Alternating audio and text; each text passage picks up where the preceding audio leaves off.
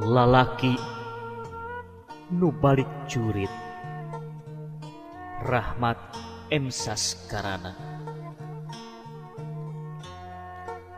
Wan Cilayung hurung koneng manehna datang leungeuna eueuh sapotong bedil nyoleng kerangna tonggong pelor ngaberes handapeun cangkeng. Hiji lalaki bajuna hejo kapulas taneuh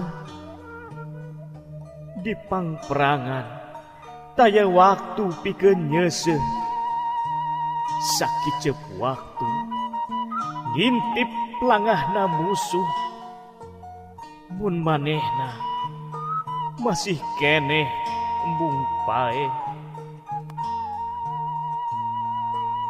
Lebah pager imahna manehna ngarandeg heula uteukna nyarita mepes ka nyeri nu baris tumiba.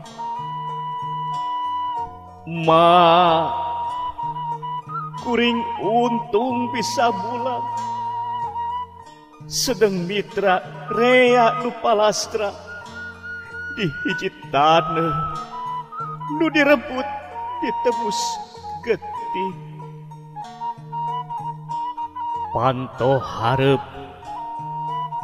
ngareket aya nu muka hiji wanoja nu geus aya umurna ngakoak lumpat ngarangkul anu ngajanteng cimata indung maseuhan buuk anakna.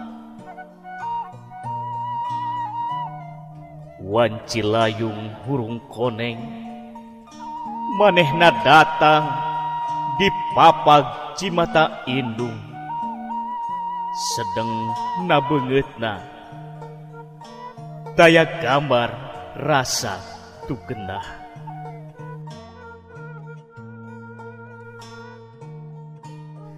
Di hiji leuweung geledegan karya Surahman RM.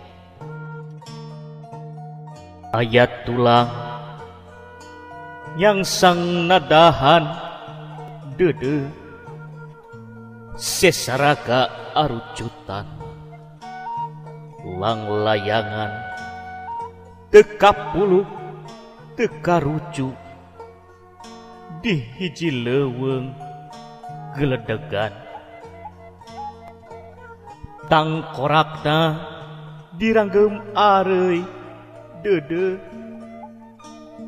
topi wajah bangkarak tadah cihujan bedil sekin ngarumpuyuk lumpuh di hiji leuweung geledegan